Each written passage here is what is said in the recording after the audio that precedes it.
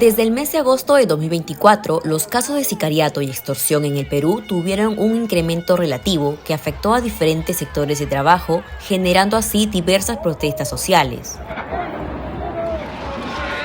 Uno de los sectores más afectados por estos actos delincuenciales fue sin duda el sector transporte. Delincuentes disparan contra bus El Chino en Los Olivos. Chofer de combi El Mandarino es asesinado en Comas. Por el penal Piedras Gordas, conductor de la empresa Vipusa es herido de bala. Disparos contra buses de la empresa Corazón de Jesús de San Diego en San Martín de Porres. Disparan contra el piloto y cobrador de combi de la empresa Ubita en Comas. Sicarios asesinan a chofer de cúster de la empresa Nueva Estrella en Los Olivos. Hasta que se queman todos los carros acá en Medalla Milagrosa. Son solo algunos de los hechos que conforman la larga lista de atentados contra los transportistas. Sin embargo, hay algo más que atenta contra ellos, y es que el poder político no parece estar velando por la seguridad. La prueba, la creación y aprobación de cuestionadas leyes como la 32108. La ley 32108, donde se blindan mucho las organizaciones de los partidos políticos. Podemos decir de que el Congreso es su brazo legal del crimen organizado. No se pierdan los detalles en el siguiente reportaje.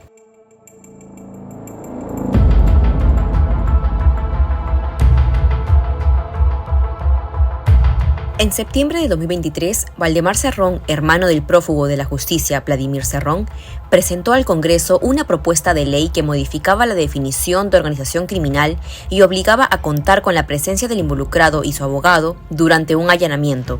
Con el respaldo principal de una gran parte de partidarios de la bancada de Fuerza Popular y Perú Libre, a inicios de agosto de 2024, esta se promulgó y publicó, convirtiéndose así en la famosa Ley 32108. Es sacarle del tipo penal el concepto de organización criminal básicamente referido a la finalidad, es decir, a obtener directo o indirectamente el control de la cadena de valor de una economía o mercado ilegal. Esa frase hacía que todas las organizaciones criminales no se podían subsumir. El término de tipificar como crimen organizado y ponen una alta valla, aparte de tener amenazado, debe tener un dominio de un mercado, todo. Entonces sabemos que al delincuente no le interesa el mercado, al delincuente le interesa el dinero día a día del comerciante, del taxista, del transportista. Porque si no tenían por objeto y finalidad el control de la cadena de valor de una economía o mercado ilegal para tener un beneficio económico, no podían subsumirlos en el delito de organización criminal y a lo máximo que se podía hacer en banda criminal. En cuanto a los allanamientos, acuérdense que pues hay un problema ahí para los allanamientos. Normalmente la policía, la fiscalía hacía pues operativos sorpresa y podían allanar un domicilio donde están los delitos. Ahora es necesario poner, por ejemplo, para un allanamiento, la presencia de un abogado de la defensa pública, lo que se conocía antes como defensa de oficio. Y si no hay una defensa de oficio, que ahora es obligatorio, lo que simplemente van a hacer es allanar un inmueble y esperar que venga un abogado de su libre elección del detenido. El fiscal Chávez Cotrina sostuvo posteriormente que se corrigieron las dificultades tanto para los allanamientos como para la conceptualización de crimen organizado, asegurando que éstas habían sido derogadas. Las normas que desnaturalizaron la lucha contra el crimen organizado ya fueron derogadas por el Congreso de la República, sobre todo respecto a los allanamientos. La nueva normatividad establece que nosotros, conjuntamente con nuestra Policía Nacional, podemos allanar locales sin presencia del abogado. El allanamiento es sin presencia del abogado, siempre ha sido así. La norma también ha establecido que las organizaciones criminales tienen que tener un fin lucrativo. Han expulsado de la normatividad anterior el tema de que exigía el control directo o indirectamente de la cadena de valor de un mercado ilegal. Eso ya fue derogado.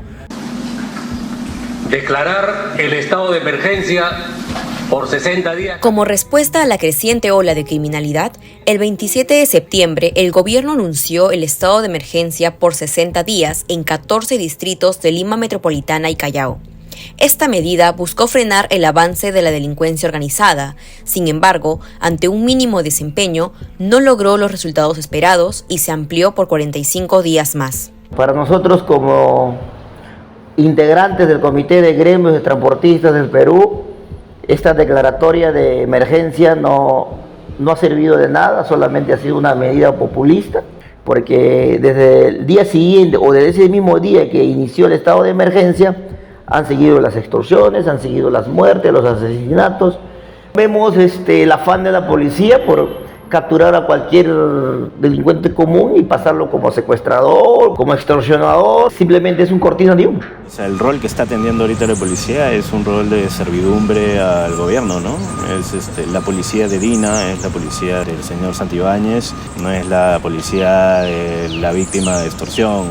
Nunca he visto una policía tan servil a un gobierno. Así como el caso de la Ley 32108, decenas de protestantes manifestaron diversas denuncias contra leyes y delitos del gobierno en las afueras del Ministerio de Cultura mientras se llevaba a cabo la cumbre APEC. Todos son delincuentes, todititos son 20 patias, 130 congresistas, todos son delincuentes, todos, policías, fiscales, jueces, ellos quieren archivar todo. Ellos quieren archivar todos los muertos. Han salido esas leyes, han sacado ellos. Adentro del Congreso están tejiendo ellos. Día y noche están aprobando solamente ellos. El pueblo no sabe. Hemos avanzado a un segundo plano que se ha denominado la Coordinadora Nacional de Lucha. ¿Por qué? Porque justamente ya no solo somos transportistas, porque hemos podido articular a diferentes actores sociales, como la Federación Estudiantil, la Federación Minera, la CGTP, Gamarra, los mercados, los bodegueros, la sociedad civil organizada. ¿Pero cuál es el fondo de esta ley? ¿Qué fines existieron detrás de la promulgación de este tipo de leyes que solo trajeron más que protestas y gritos para su derogatoria? ¿Significa acaso un peligro la Ley 32108? Bueno, sin duda que no solamente esa ley, son ocho leyes más o menos en el periodo de este gobierno. Hablamos de la ley Soto, ¿no? Para adelante. Todas las leyes que han salido, podría atreverme a decir que son pro apoyo a los corruptos y a los que están dentro del crimen organizado. Pero esta ley fue dada básicamente pensando y favoreciendo a delincuentes de cuello y corbata, es decir, a políticos, organizaciones políticas que están siendo investigadas por el delito de organización criminal.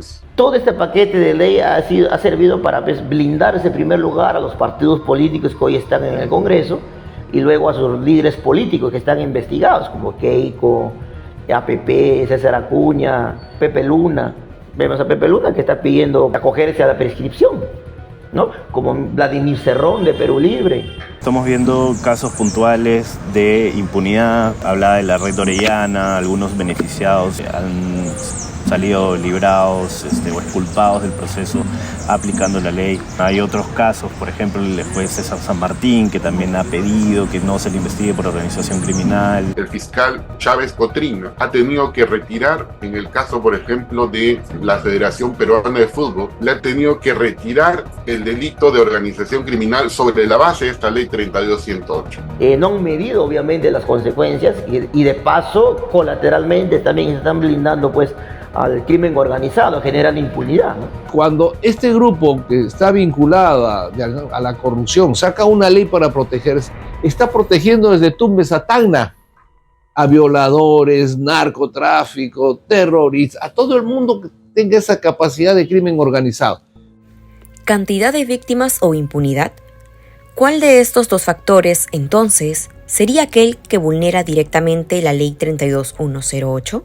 Evidentemente debilita la lucha contra el crimen organizado y contra delitos como la extorsión, que han crecido 4.000 el 2021, a 14.000 denuncias el 2022, a 19.000 denuncias el 2023. Evidentemente esta ley no ha generado ese crecimiento porque es posterior al crecimiento, pero sí hay como una sensación de impunidad, una sensación en la que los procesos de repente las víctimas no van a poder encontrar justicia. Las cifras lamentablemente oficiales dadas por el propio ministro del Interior y algunos medios de comunicación no son las reales, ¿no? Lamentablemente tenemos personas que acuden a la comisaría a hacer su denuncia, hay personas que por miedo no hacen las denuncias, hay personas que por indicaciones de los extorsionadores tampoco hacen la denuncia. Tú estás saliendo de la comisaría de haber puesto tu denuncia, ya el delincuente te está matando la foto que tú has denunciado. El abogado constitucionalista José Calle finalmente nos da una idea clara del derecho de antejuicio, una normativa que de alguna manera deja servida la impunidad ante los funcionarios públicos, algo que los nuestros realmente están aprovechando. La Constitución señala que el presidente de la República, congresistas, miembros del Tribunal Constitucional, etcétera, para procesarlos tienen derecho a antejuicio. Pero, ¿qué dice? Dice, tienen derecho a antejuicio por todos los delitos e infracciones que cometan durante el ejercicio de su mandato y hasta 5 años posteriores a él. ¿Qué es lo que con humildad yo reclamo? Te hago una pregunta a ti como joven y a los muchachos y a los veteranos que me están escuchando, a los mismos jueces. Yo diría, cuando tú eliges, cuando los jóvenes van a elegir un parlamentario o cuando el Congreso elige a un miembro del Tribunal Constitucional, ¿tú lo vas a hacer pensando en que van a cometer delitos? Pues por supuesto que no, ¿no es cierto? Entonces, ¿por qué tenemos que dar protección sobre los delitos? Eso debería quedar derecho a antejuicio por todas las infracciones que cometan, pero no por los delitos. La impunidad ha revestido por completo a la Ley 32108, pero esta vez no solo ha favorecido a los funcionarios públicos, sino que también atentó contra las vidas de transportistas y de todos los ciudadanos en general por casos de sicariato y extorsión que hasta hoy no se registran en su totalidad. Al igual que muchas otras, esta ley, en definitiva, ha dado la espalda a los ciudadanos.